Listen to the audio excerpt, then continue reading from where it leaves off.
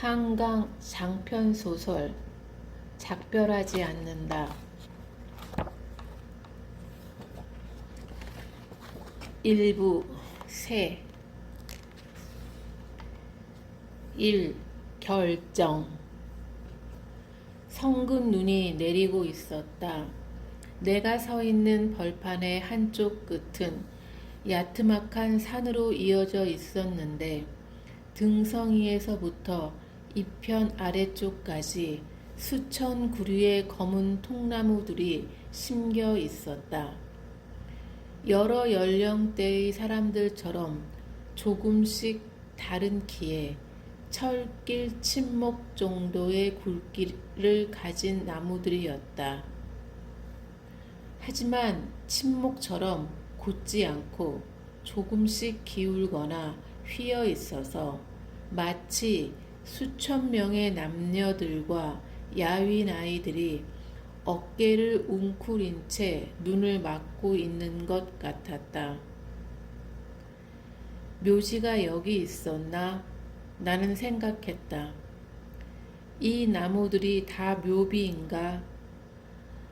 우듬지가 잘린 단면마다 소금 결정 같은 눈송이들이 내려앉은 검은 나무들과 그 뒤로 엎드린 봉분들 사이를 나는 걸었다. 문득 발을 멈춘 것은 어느 순간부터 운동화 아래로 자작자작 물이 밟혔기 때문이었다. 이상하다 생각하는데 어느 틈에 발등까지 물이 차올랐다. 나는 뒤를 돌아보았다. 믿을 수 없었다.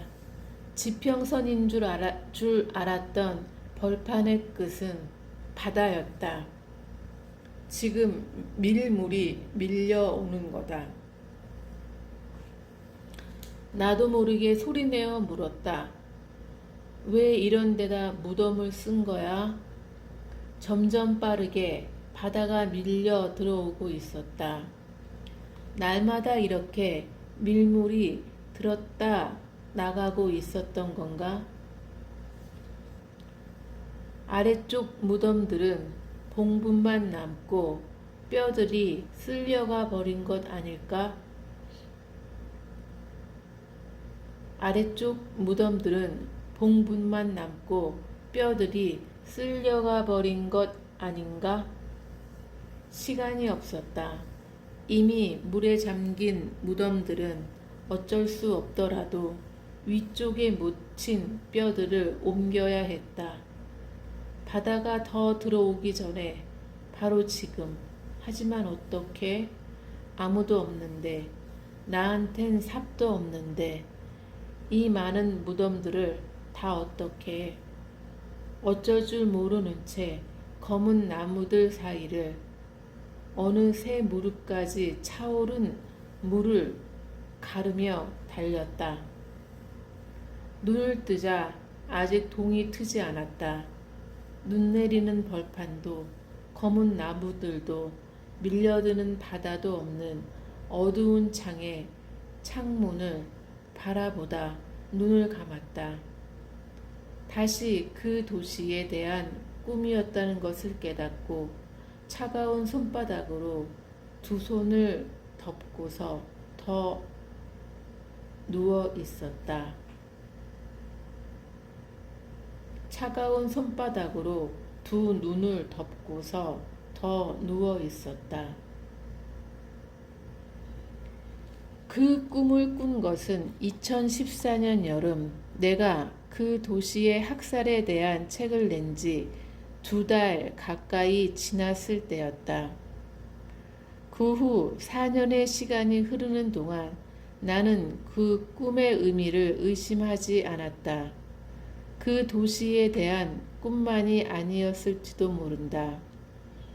빠르고 직관적이었던 그 결론은 내 오해였거나 너무 단순한 이해였는지도 모른다고. 처음 생각한 것은 지난 여름이었다. 20날 가까이 열대야가 계속되던 무렵이었다. 나는 언제나처럼 거실의 고장난 에어컨 아래 누워 잠을 청하고 있었다. 찬물 샤워를 이미 수차례 했지만 땀에 젖은 몸은 마룻바닥에 등을 대고 있어도 식지 않았다. 새벽 5시경에야 약간 기온이 내려가는 게 느껴졌다. 30분 뒤면 다시 해가 떠오를 테니 짧게 찾아오는 은총이었다.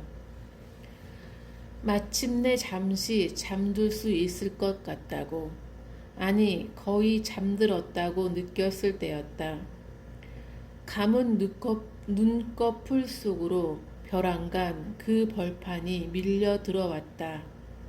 수천 그루의 검은 통나무들 위로 흩어지던 눈발이 잘린 우둥지마다 소금처럼 쌓여 빛나던 눈송이들이 생시처럼 생생했다. 그때 왜 몸이 떨리기 시작했는지 모른다.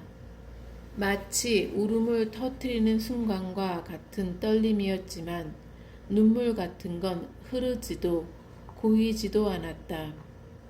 그걸 공포라고 부를 수 있을까? 불안이라고, 전율이라고, 돌연한 고통이라고? 아니, 그건 이가 부딪히도록 차가운 각성 같은 거였다. 보이지 않는 거대한 칼이 사람의 힘으로 들어올릴 수도 없을 무거운 쇳날이 허공에 떠서 내 몸을 겨누고 있는 것 같았다. 나는 그걸 마주 올려다보며 누워있는 것 같았다. 봉분 아래의 뼈들을 휩쓸어 가기 위해 밀려 들어오던 그 시퍼런 바다가 학살당한 사람들과 그 후의 시간에 대한 것이 아니었는지도 모른다고 그때 처음 생각했다. 다만 개인적인 예언이었는지도 모른다고. 물에 잠긴 무덤들과 침묵하는 묘비들로 이루어진 그곳이 앞으로 남겨진 내 삶을 당겨 말해주고 있었는지도 모른다고. 그러니까 바로 지금을. 처음 그 꿈을 꾸었던 밤과 그 여름 새벽 사이에 4년 동안 나는 몇 개의 사적인 작별을 했다. 어떤 것들은 나의 의지로 택했지만 어떤 것은 상상조차 하지 못했으며 어떤 걸 걸고라도 멈추고 싶은 것이었다.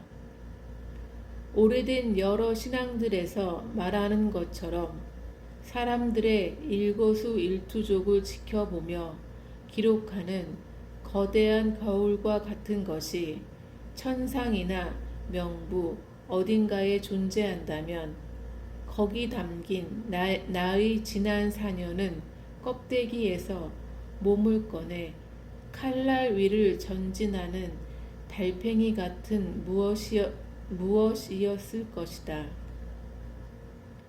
살고 싶어하는 몸, 움푹 찔리고 베이는 몸, 뿌리치고 껴안고 매달리는 몸, 무릎 꿇는 몸, 애원하는 몸, 피인지 진물인지 눈물인지 모를 것이 끝없이 새어나오는 몸.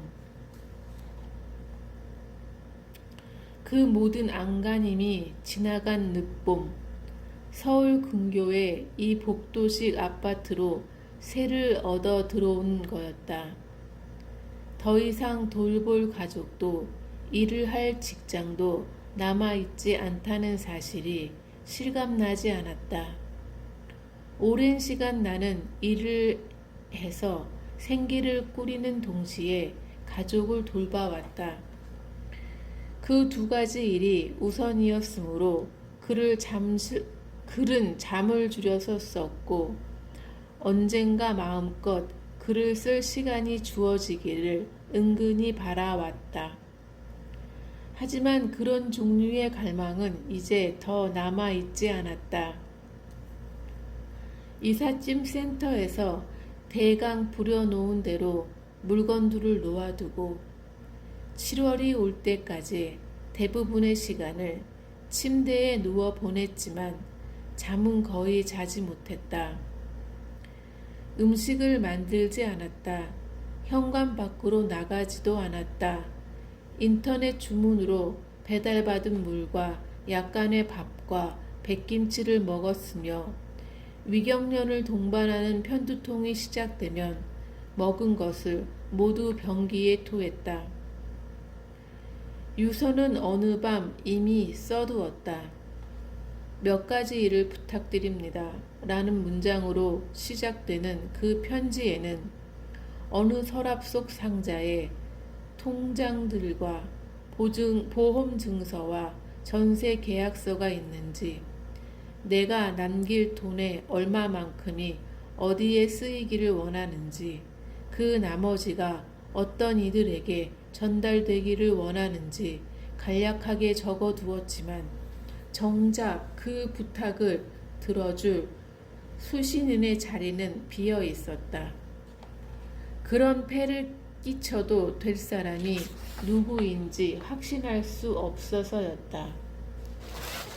수고를 맡아줄 이에게 얼마나 구체적인 사례를 하겠다는 감사와 수고를 맡아줄 이에게 얼마의 구체적인 사례를 하겠다는 감사와 사과의 문장을 덧붙여 보기도 했지만 끝내 수신인의 이름을 적어 넣을 수 없었다. 잠시도 잠들 수 없었던, 그러나 빠져나올 수 없었던 침대에서 마침내 내 몸을 일으킨 것은 바로 그 미지의 수신인에 대한 책임감이었다. 남은 일을 수습해야 할 아직 그 당사자로 확정되지 않은 몇 명의 지인들을 떠올리며 짐을 정리하기 시작했다. 부엌에 쌓인 생수 페트병을 굴칫거리가 될 내 옷과 이불들을, 일기와 수첩 같은 기록들을 폐기해야 했다. 첫 번째 쓰레기 묶음들을 양손에 들고 2달 만에 운동화를 꿰어 신고 현관문을 열었다. 마치 처음 보는 것 같은 오후의 여름 햇빛이 서양 복도에 쏟아지고 있었다. 엘리베이터를 타고 내려가 경비실을 지나 아파트 광장을 가로질러 걸으며 나는 무언가를 목격하고 있다고 느꼈다. 인간들이 살아가는 세계를, 그날의 날씨를, 공기 중의 습도와 중력의 감각을, 집으로 돌아와 거실 가득 쌓아둔 물건들로 2번째 묶음을 만드는 대신 욕실로 들어갔다. 옷을 벗지 않은 채 샤워기에 뜨거운 물을 틀고 그 아래 앉아 있었다. 오그린 발바닥으로 느껴지던 타일 바닥의 표면과 점점 숨을 막히게 하던 수증기, 흠뻑 젖어 등에 달라붙어 있던 면 셔츠, 눈을 덮도록 자라난 앞머리를 타고 턱으로 가슴과 배로 흘러내리던 뜨거운 물줄기의 감각을 기억한다. 욕실을 나와 젖은 옷을 벗고 아직 버리지 않은 옷더미 속에서 쓸만한 걸 찾아 입었다. 10,000원권 지폐 2장을 여러 번 접어 호주머니에 넣고 현관을 나섰다. 가까운 전철역 뒤편의 죽집까지 걸어가 가장 부드러워 보이는 잣죽을 시켰다. 지나치게 뜨거운 그걸 천천히 먹는 동안 유리문 밖으로 지나가는 모든 사람들의 육체가 깨어질 듯 연약해 보였다.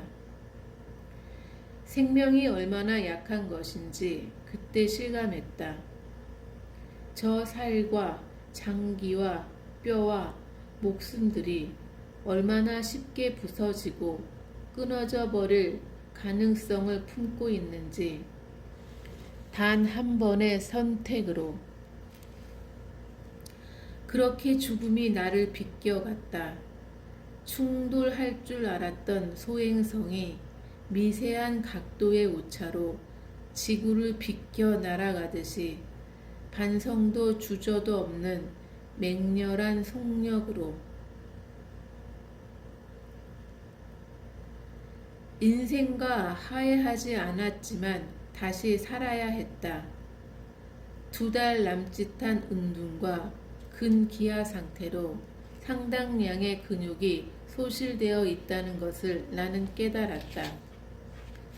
편두통과 위경련, 카페인 함량이 높은 진통제 복용의 악순환을 끊기 위해서는 규칙적으로 먹고 몸을 움직여야 했다. 그러나 제대로 노력해 보기 전에 폭염이 시작되었다. 낮 최고 기온이 사람의 체온을 처음 넘어설 때 예전 세입자가 두고 간 에어컨을 틀어보았지만 작동되지 않았다. 어렵게 통화가 된 에어컨 수리 업체들은 이상 기온에 따른 예약 폭주로 8월 하순에야 출장을 올 수 있다고 말했다. 신제품을 사려 해도 사정은 마찬가지였다. 어디로든 에어컨이 있는 곳으로 피하는 편이 현명했을 것이다. 하지만 사람들이 모여있는 카페나 도서관, 은행 같은 곳으로는 가고 싶지 않았다. 내가 할 수 있는 일은 거실 바닥에 등을 붙이고 누워 가능한 한 체온을 낮추는 것, 땀구멍이 막혀 열사병에 걸리지 않도록 자주 찬물 샤워를 하는 것, 거리의 열기가 조금이나마 식은 저녁 8시경에 집을 나서 죽을 먹고 돌아오는 것이었다. 냉방이 된 죽집의 실내는 믿을 수 없을 만큼 쾌적했고 안팎의 기온차와 바깥의 습도 때문에 겨울밤처럼 김이 서린 유리문 밖으로는 휴대용 선풍기를 가슴 위로 켜들고 귀가하는 사람들의 물결이 이어졌다. 이제 곧 내가 다시 걸어 들어가야 할 영원처럼 식지 않은 열대야의 거리를 채우며 그렇게 죽집을 나와 집으로 돌아오던 어느 밤 아직 달궈진 차도의 아스팔트로부터 세차게 불어오는 열풍을 얼굴에 맞으며 신호등 앞에 서 있었다. 편지를 이어서 써야 한다고 그때 생각했다. 아니, 새로 써야 한다고. 유성 사인펜으로 겉봉에 유서라고 적어둔 수신인을 끝내 정하지 못했던 그 글을 처음부터 다시 완전히 다른 방식으로 그걸 쓰려면 생각해야 했다. 어디서부터 모든 게 부스러지기 시작했는지, 언제가 갈림길이었는지, 어느 틈과 마디가 임계점이었는지, 어떤 사람들은 떠날 때 자신이 가진 가장 예리한 칼을 꺼내든다는 것을 우리는 경험으로 안다. 가까웠기에 정확히 알고 있는 상대의 가장 연한 부분을 베기 위해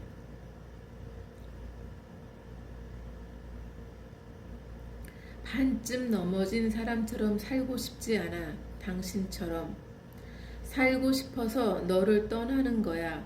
사는 것 같이 살고 싶어서. 2012년 겨울 그 책을 쓰기 위해 자료를 읽으면서부터 악몽을 꾸기 시작했다. 처음에는 직접적인 폭력이 담긴 꿈들이었다.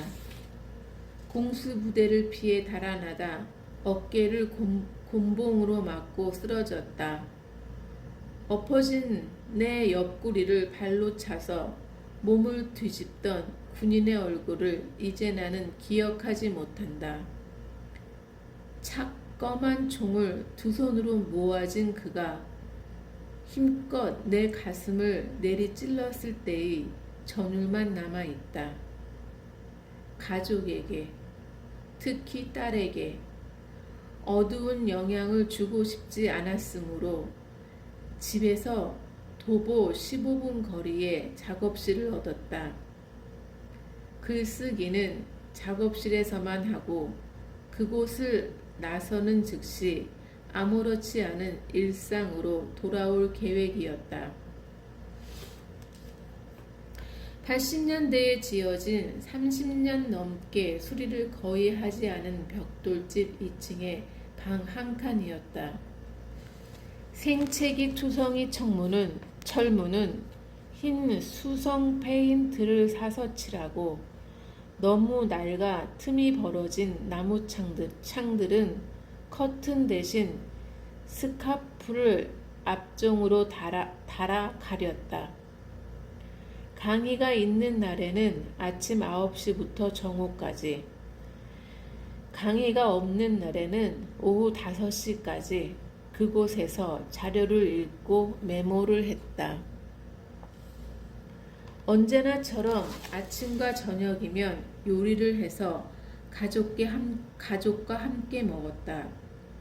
막 중학교에 들어가 새로운 상황들과 부딪혀야 하는 딸과 되도록 많은 대화를 하려고 노력했다. 그러나 마치 몸이 절반으로 갈라지듯 그 모든 사적인 순간들에까지 그 책의 그림자가 어른거리고 있었다. 가스레인지에 불을 켜고 냄비에 물이 끓기를 기다릴 때 두부를 계란물에 적셔 프라이팬에 올려놓고 앞뒷면이 모두 노릇노릇해지는 걸 지켜보는 짧은 시간에 작업실로 가는 길은 천변을 따라 나 있었는데 무성한 나무들 사이를 걷다가 아래쪽으로 경사가 지며 갑자기 사방이 탁 트이는 구간이 있었다. 그 개방된 길을 300m가량 걸어야 롤러 스케이트장으로도 쓰이는 다리 및 공터에 다다를 수 있었다. 무방비 상태로 내 몸이 노출되는 그 길이 언제나 멀게 느껴졌다.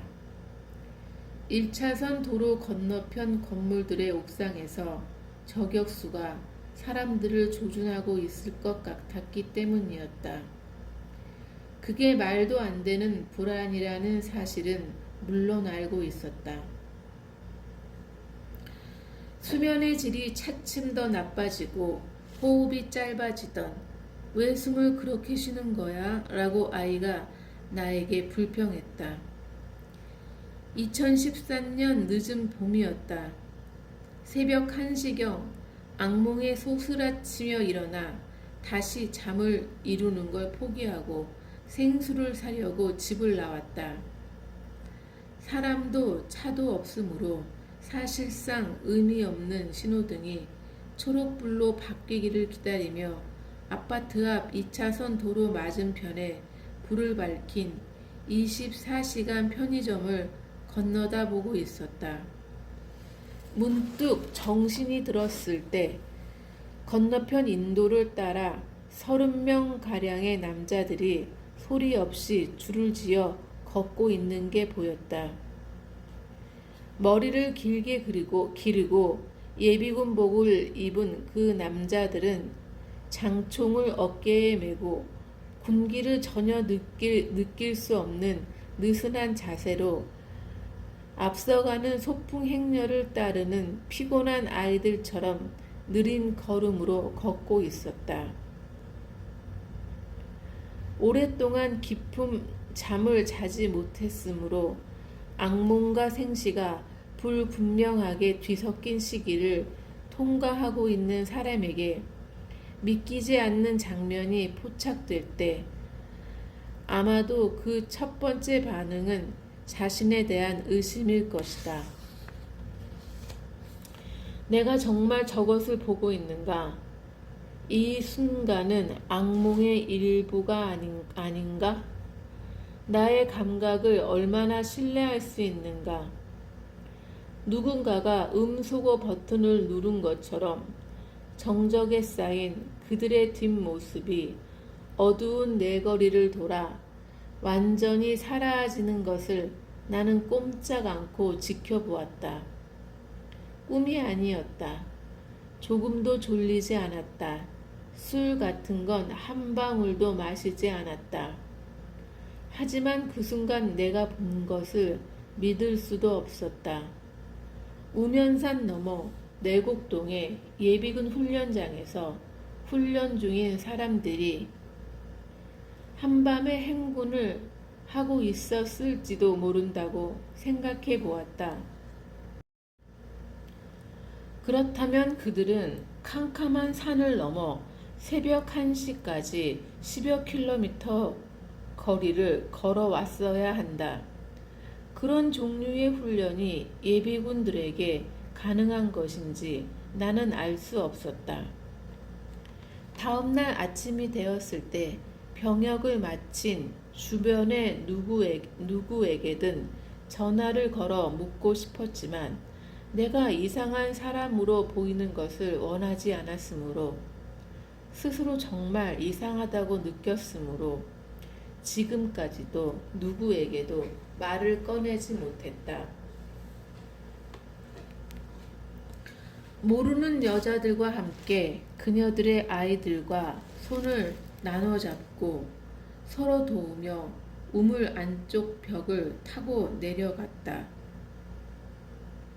아래쪽은 안전할 줄 알았는데 예고 없이 수십 발의 총탄이 우물 입구에서 쏟아져 내렸다. 여자들이 아이를 힘껏 안아 품속에 숨겼다. 바싹 마른 줄 알았던 우물 바닥에서 고무를 녹인 듯 끈끈한 풀물이 차올랐다. 우리들의 피와 비명을 삼키기 위해.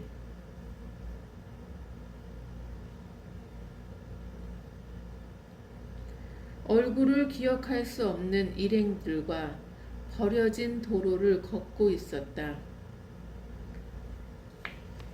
갓길에 주차한 검은 승용차가 보였을 때 누군가 말했다.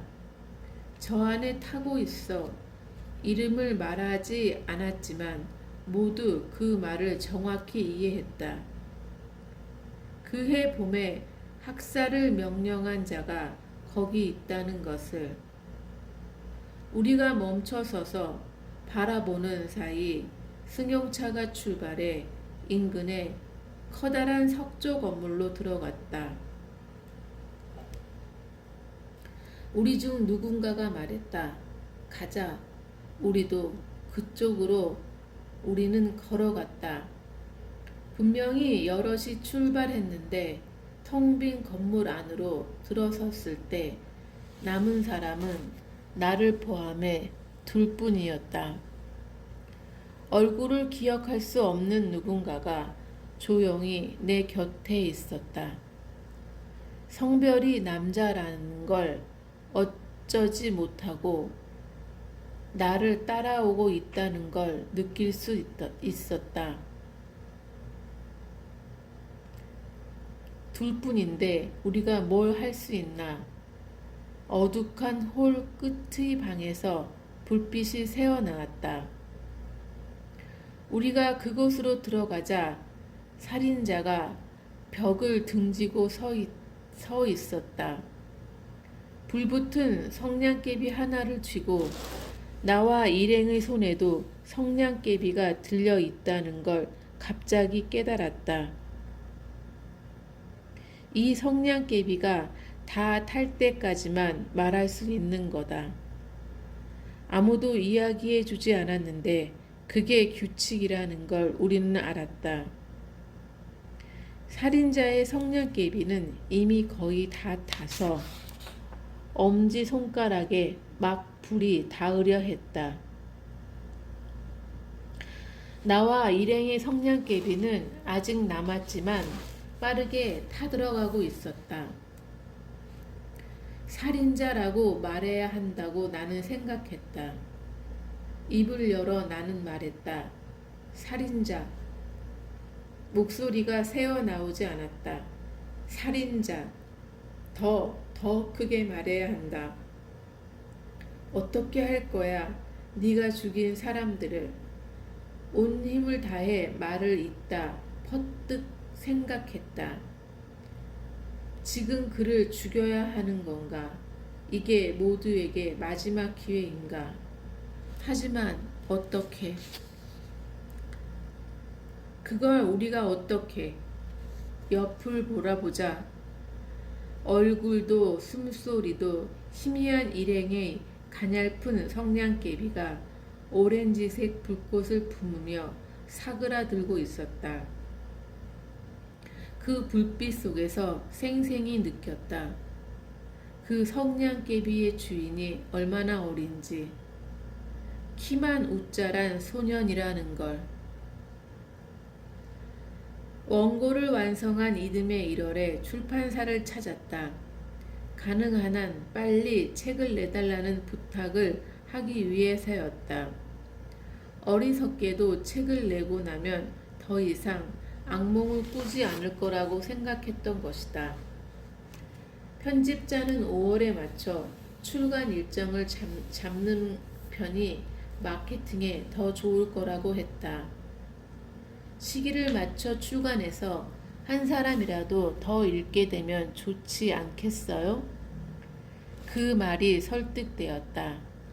기다리는 동안 한 장을 다시 썼고 거꾸로 편집자의 독촉에 쫓기며 최종 원고를 4월에 넘겼다. 책은 거의 정확하게 5월 중순에 맞춰 나왔다. 악몽은 물론 그 후에도 계속되었다. 이제는 오히려 의아하게 생각한다. 학살과 고문에 대해 쓰기로 마음 먹었으면서 언젠가 고통을 뿌리칠 수 있을 거라고, 모든 흔적을 손쉽게 여을 수 있을 거라고, 어떻게 나는 그토록 순진하게 뻔뻔스럽게 바라고 있었던 것일까. 그리고 처음 그 검은 나무들의 꿈을 꾸고 일어나 두 눈 위로 차가운 손바닥을 덮고 누워있던 그 밤이 있다. 깨어난 뒤에도 어디에선가 계속되고 있을 것 같은 꿈들이 가끔 있는데 그 꿈이 그랬다. 밥을 먹고 차를 끓여 마시고 버스를 타고 아이의 손을 잡고 산책을 하고 여행 가방을 끓이고 지하철 역사의 끝없는 계단들을 딛고 올라가는 한편에서 한 번도 가본 적 없는 그 벌판에 눈이 내린다. 우둥지가 잘린 검은 나무들 위로 눈부신 육각형의 결정들이 맺혔다 부스러진다. 발등까지 물에 잠긴 내가 놀라 뒤돌아본다. 거기 바다가 밀려 들어온다. 계속해서 떠오르는 그 광경에 마음이 쓰여 그의 가을 생각했다. 적당한 장소를 찾아 통나무들을 심을 수 있지 않을까? 현실적으로 수천 그루가 어렵다면 99그루 무한으로 열리는 숫자를 심고 뜻이 맞는 사람들 연함은 명과 힘을 합해 그 나무들의 몸에 먹을 입힐 수 있지 않을까? 깊은 밤으로 지은 옷을 입히듯 정성스럽게 영원히 잠이 부스러지지 않도록 그 모든 일이 끝난 뒤 바다 대신 흰 청 같은 눈이 하늘에서부터 밀려 내려와 그들을 덮어주길 기다릴 수 있지 않을까? 그 과정을 짧은 기록 영화로 만들자고 한때 사진 다큐멘터리 영화 작업을 했던 친구에게 나는 제안했다. 그녀는 흔쾌히 좋다고 했다. 함께 실현하기로 약속했지만 두 사람의 일정이 꼭 맞는 때가 좀처럼 오지 않은 채 4년이 흘렀다. 그리고 그 폭염의 밤 아스팔트의 열풍을 맞으며 텅 빈 집으로 걸어 돌아와 찬물 샤워를 하는 내가 있다. 밤마다 위아래 집과 옆집에서 에어컨을 켜기 때문에 실외기들이 토해내는 뜨거운 바람을 집 안으로 들이지 않으려면 베란다 문과 창문들을 모두 닫아야 한다. 밀폐된 습식 사우나 같은 거실에서 방금 끼얹은 냉수의 서늘함이 사라지기 전에 나는 책상 앞에 앉는다.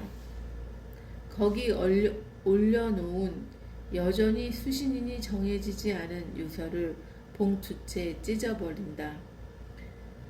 처음부터 다시 써. 그건 언제나 옳은 주문이다. 처음부터 나는 다시 쓴다. 5분이 채 지나지 않아 비오듯 땀이 흐르기 시작한다.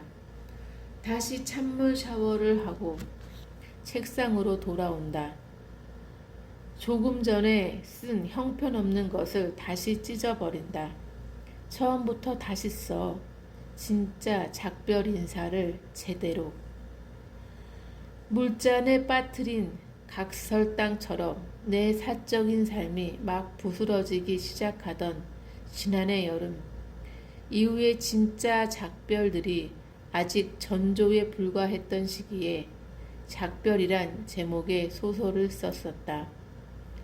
진눈깨비 속에 녹아서 사라지는 눈, 여자의 이야기였다. 하지만 그게 정말 마지막 인사일 순 없다.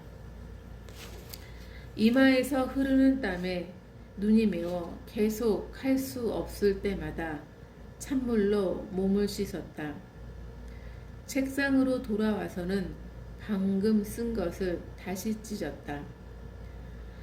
아직도 처음부터 다시 시작해야 할 편지를 남겨둔 채 끈끈한 몸으로 거실 바닥에 누웠을 때에는 파랗게 동이 터오르고 있었다. 은총처럼 기온이 조금 내려가는 게 느껴졌다. 잠시 눈을 붙일 수 있을 것 같았고 정말로 막 잠들었다고 느꼈을 때 그 벌판에 눈이 내렸다. 수십 년, 아니 수백 년 동안 멈추지 않고 내려온 것 같은 눈이. 아직 무사해. 거대하고 육중한 칼이 허공에서 나를 겨눈 것 같은 전율 속에서 눈을 부릅뜸으로써 그 벌판으로부터 도망치지 않은 채 나는 생각했다. 비탈진 능선부터 산 머리까지 심겨있는 위쪽의 나무들은 무사하다. 밀물이 그곳까지 밀고 올라갈 순 없으니까. 그 나무들 뒤에 무덤들도 무사하다. 바다가 거기까지 차오를 리는 없으니까. 거기 묻힌 수백 사람의 흰 뼈들은 깨끗이 서늘하게 말라있다. 그것들까지 바다가 휩쓸어 갈 순 없으니까. 밑동이 젖지도 썩어 들어가지도 않은 검은 나무들이 눈을 맞으며 거기 서 있다. 수십 년, 아니 수백 년 동안 내리는 눈을. 그때 알았다. 파도가 휩쓸어 가버린 저 아래의 뼈들을 등지고 가야 한다. 무릎까지 퍼렇게 차오른 물을 가르며 걸어서 더 늦기 전에 능선으로. 아무도 기다리지 말고 누구의 도움도 믿지 말고 망설이지 말고 등성이까지 거기 가장 높은 곳에 박힌 나무들 위로 부스러지는 흰 결정들이 보일 때까지. 시간이 없으니까, 단지 그것밖에 길이 없으니까, 그러니까 계속 하길 원한다면 삶을 이 실. 그러나 여전히 깊이 잠들지 못한다. 여전히 제대로 먹지 못한다. 여전히 숨을 짧게 쉰다. 나를 떠난 사람들이 못 견뎌 했던 방식으로 살고 있다. 아직도. 압도적인 성량으로 끊임없이 세계가 말을 걸어오는 것 같던 여름이 갔다. 더 이상 매 순간 땀 흘리지 않아도 된다. 온몸에 힘을 빼고 거실 바닥에 누워 있지 않아도 된다. 열사병에 걸리지 않기 위해 수없이 찬물 샤워를 하지 않아도 된다. 세계와 나 사이에 소슬한 경계가 생겼다.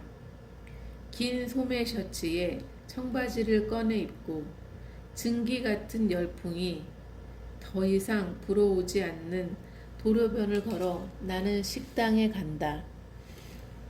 여전히 요리를 할 수 없다. 한 끼 이상의 식사를 할 수도 없다.